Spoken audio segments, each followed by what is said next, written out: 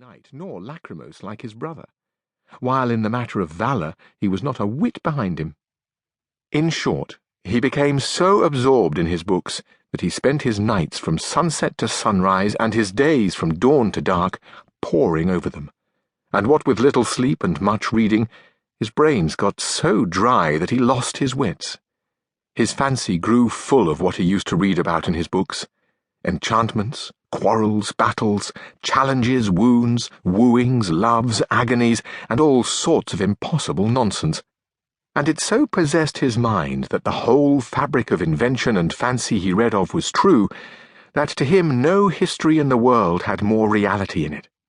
He used to say that the Cid Ruy-Diaz was a very good knight, but that he was not to be compared with the knight of the burning sword, who, with one backstroke, cut in half two fierce and monstrous giants. He thought more of Bernardo del Carpio because, at Roncesvalles, he slew Roland in spite of enchantments, availing himself of the artifice of Hercules when he strangled Antaeus, the son of Terra, in his arms. He approved highly of the giant Morgante, because, although of the giant breed, which is always arrogant and ill-conditioned, he alone was affable and well-bred. But above all, he admired Rinaldos of Montalban, especially when he saw him sallying forth from his castle and robbing everyone he met, and when beyond the seas he stole that image of Mahomet which, as his history says, was entirely of gold. As for that traitor Galalon, he would have given his housekeeper and his niece into the bargain to have a bout of kicking at him. In short, his wits being quite gone, he hit upon the strangest notion that ever madman in this world hit upon, and that was that he fancied it was right and requisite, as much for the support of his own honour as for the service of his country, that he should make a knight-errant of himself, roaming the world over in full armour and on horseback, in quest of adventures, and putting in practice himself all that he had read of as being the usual practices of knights-errant, righting every kind of wrong, and exposing himself to peril and danger from which, in the issue, he was to reap eternal renown and fame. The poor man already saw himself crowned, by the might of his arm, Emperor of Trebizond at least, and so, led away by the intense enjoyment he found in these pleasant fancies, he set himself forthwith to put his scheme into execution. The first thing he did was to clean up some armour that had belonged to his great-grandfather, and had been for ages lying forgotten in a corner, eaten with rust and covered with mildew. He scoured and polished it as best he could,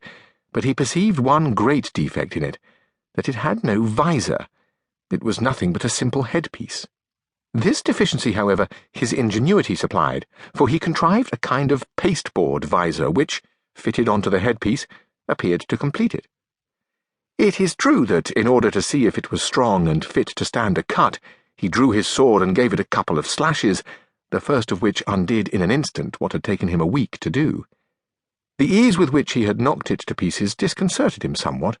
and to guard against that danger he set to work again, fixing bars of iron on the inside until he was satisfied with its strength, and then, not caring to try any more experiments with it, he passed it fit, and adopted it as a helmet of the most perfect construction. He next went to inspect his hack, which, despite being lean and bony with more blemishes than the steed of Gonela, that tantum pellis et ossa fuit, was only skin and bone, surpassed in his eyes the Bucephalus of Alexander or the Babieca of the Cid. 4 days were spent in thinking what name to give him, because, as he said to himself, it was not right that a horse belonging to a knight so famous, and one with such merits of his own, should be without some distinctive name, and he strove to adapt it so as to indicate what he had been before belonging to a knight-errant and what he then was. For it was only reasonable that, his master taking a new character, he should take a new name, and that it should be a distinguished and full-sounding one, befitting the new order and calling he was about to follow. And so, after having composed, struck out, rejected, added to, unmade, and remade a multitude of names out of his memory and fancy, he decided upon calling him Rocinante, a name, to his thinking, lofty, sonorous, and significant of his condition as a hack before he became what he now was, the first and foremost of all the hacks in the world.